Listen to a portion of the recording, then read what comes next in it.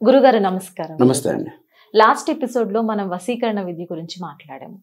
నాకు డౌట్ గురుగారు, ఆకర్షణకి వశీకరణకి తేడా ఏంటంటారు? అంటే పూర్వకాలంలో ఋషులందరూ ఈ అడవిలో ఉండే మృగాల్ని కంట్రోల్ చేసేవాళ్ళంట. సో అది దేని వల్ల అయి ఉంటుంది? ఎస్, మంచి ప్రశ్న అండి. ఆకర్షణ వేరు, వశీకరణ వేరు. ఆకర్షణ అంటే ఏంటంటే ఒక వస్తువు చూడంగా మనం ఆకర్షింపబడుతూ ఉంటాం. ఇప్పుడు మనకి వెళ్తున్నాం, ఒక మామిడికాయలు కనపడ్డాయి, బాగా పసుపు రంగులు మంచి బాగా కనపడ్డాయి అనుకోండి, ఆకర్షిస్తూ ఉంటాం. లేదా మనకు నచ్చిన శారీ, నచ్చిన డ్రెస్లో ఏదో చూస్తే ఆకర్షింపడం, అది ఆకర్షణ. అది 3 నుంచి 5 మినిట్స్ ఉంటుంది, 1.5 2 మినిట్స్ ఉంటుంది. దాని తర్వాత కొనుక్కున్న తర్వాత, దాన్ని వేసుకున్న తర్వాత కూడా ఒక 3 days 1 డే మ్యాక్సిమం ఉంటుంది ఆ ఆకర్షణ అనేది. వశీకరణ అనేది జీవితాంతం ఉండేది వశీకరణ.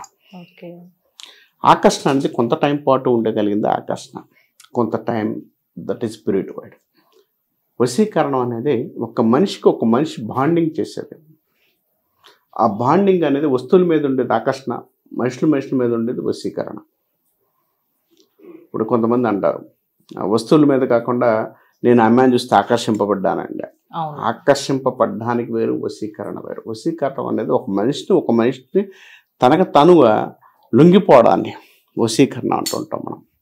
ఈ వశీకరణ అనేది చాలా డిఫరెంట్ సబ్జెక్టు, చాలా పెద్ద సబ్జెక్ట్. ఇందాక చెప్పినట్టు మనం చాలా వీడియోస్లో చెప్పుకుంటూ వెళ్ళాము.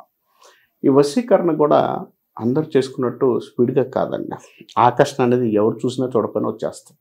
వశీకరణ మనం చేసుకోవాలి, దానికి విధానం, దాని తగ్గ పనులు, దాని పక్కన నడక చాలా ఉంటాయి. కాబట్టి వశీకరణ అనేది చాలా గొప్పగా ఉంటుంది. వశీకరణ చేసుకోవడం వల్ల ఆ జీవితాలు కలుస్తుంది. భార్యాభర్తలు కానీ, వైవాహికంలో కానీ చాలా విషయాల్లో బాగా పనిచేస్తుందని చెప్పుకుంటవచ్చు. ఆకర్షణ అనేది నా చెప్పినట్టు 2 డిఫరెంట్ ఉన్నాయి. ఇందాక మళ్ళీ మీరు ఇంకో ప్రశ్న అడిగారు. ఈ ప్రశ్న కూడా చాలా మంచిది. అడవిలో ఉన్న వన్యమృగాలతో ఇదివరకు ఋషులు ఉండేవాళ్ళు కదా, ఆ ఋషులు వన్య ప్రాణుల్ని వాళ్ళు ఆకర్షింపబడ్డారా, వశీకరణ చేసుకున్నారా అనే విధానంగా అడిగారు నన్ను. అక్కడ వశీకరణ ఆకర్షణ కాదండి, దైవత్వం.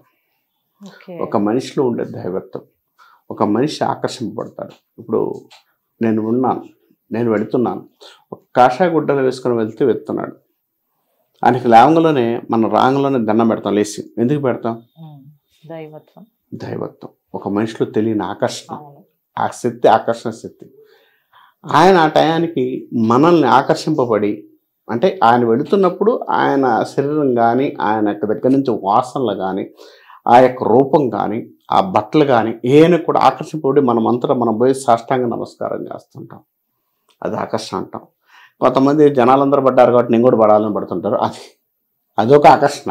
అంటే 10 మంది నిలబడ్డారు కాబట్టి నేను కూడా దూకుతాననే వాళ్ళు కొంతమంది ఉంటారు, దాన్ని మన కదా. కానీ ఆకర్షణతో మన మనస్సుని ఆకర్షింపబడుతుంది. ఒక గురువు కానీ ఏదైనా కూడా వస్తువు, ఇందాక చెప్పినట్టు అది ఆకర్షణ. అలానే ఒక గురువు యొక్క దైవత్వం బట్టి అక్కడ ఆకర్షింపబడుతూ ఉంటాయి.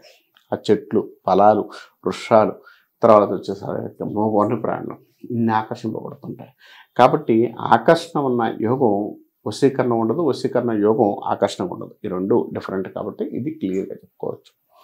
వన్యప్రాణులు కూడా ఆకర్షింపబడాలి, దైవత్వానికి విలువ ఉంచుతాయి. కాబట్టి అందుకే ఋషులు ఎవరన్నా తప్ప చేసుకున్నప్పుడు ఆ చుట్టుపక్కల తిరుగుతున్నారు. చాలా వరకు ధ్యానం చేసుకునేటప్పుడు, ఇలాంటి చేసేటప్పుడు దైవత్వం మళ్ళీ ఆటోమేటిక్గా బయటకు వస్తుంటుంది. హోమక్రతువులు ధ్యానం చేసుకునేటప్పుడు ఇలాంటి విషయాలు కూడా బయటకు వస్తూ ఉంటుంది. ఇందాక నాకు ఒక చిన్న ఎగ్జాంపుల్ వచ్చేసింది. ఇందాక ఒక వ్యక్తి ఎవరో అడిగారు, వశీకరణానికి హోమాలు చేసుకుంటే మంచిదా కదా? ఇది కూడా నేను చెప్తాను. వశీకరణాలకు హోమాలు లేవు అని చెప్తాను నేను. వశీకరణకు హోమం లేదు. హోమం అనేది అగ్నితో ప్రక్షాళన చేయబడుతున్న ఒక వస్తువు. దైవత్వానికి మనం ఏదన్నా చేస్తే, హోమం చేస్తే పైకి వెళ్తుంది, టు గాడ్. నాకు ఈ కోరిక కోరాను, ఈ కోరికతో ఇది చేయొచ్చు అనేది గాడ్ ఇస్తాడు. కానీ వశీకరణకే అనేది లేదు. కానీ ఒక మంత్రం జపం చేసిన తర్వాత, ఒక మనిషికి జపం చేసిన తర్వాత 100 సార్లు, తర్వాత 10,000 సార్లు చేసిన తర్వాత దానికి దశాశేషం ఉంటుంది. ఈ శేషం ఉన్నప్పుడు కంపల్సరిగా ఈ కామన్గా చాలామందికి ఈ దశశేషం ఉన్నప్పుడు కామన్గా హోమాలు చేస్తూ ఉంటారు. హోమాలు దానివల్ల చేసుకోవడానికి అవకాశం ఉంటుంది. కానీ కామన్గా చాలామంది కూడా అనుకుంటున్నట్టు హోమాలు వశీకరణానికి అయితే ఎక్కడ లేవు, చెప్పబడలేదు శాస్త్ర ప్రకారంగా. అది చేసుకునే క్రియ బట్టి వస్తుంటుంది. కానీ దశశేషంగా చేసుకోదలుచుకుంటే హోమం చేసుకోవచ్చు. ఇప్పుడు మీరున్నారు 10,000 సార్లు చేసాం, 10 సార్లు చేసినప్పుడు 100 సార్లు దానికి హోమ క్రతువులు వేసాం అనుకోండి, దాని ప్రతిఫలం ఇంకా ఎక్కువగా ఉండే అవకాశం ఉంది. అంటే కొన్నిసార్లు మనకి వస్తుంది, అన్నిసార్లు అతను ఎవరో బతుకుండగానే మనం ముందు నామకం చేసి, అంటే అతను ఆకర్షింపబడడానికి చేసి నువ్వు జావరా అన్నట్టు దాన్ని వేసాం అనుకోండి, అది వశీకరణ పోయి భూత పేతాలు అవుతాయి.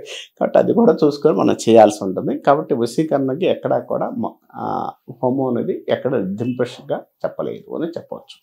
గురుగారు చాలా బాగా సవివరంగా వివరించారు, ధన్యవాదాలు. ఓం నమః శివాయ. సో తెలుసుకున్నారు కదా వశీకరణ విద్య గురించి, గురుగారు చాలా బాగా వివరించారు.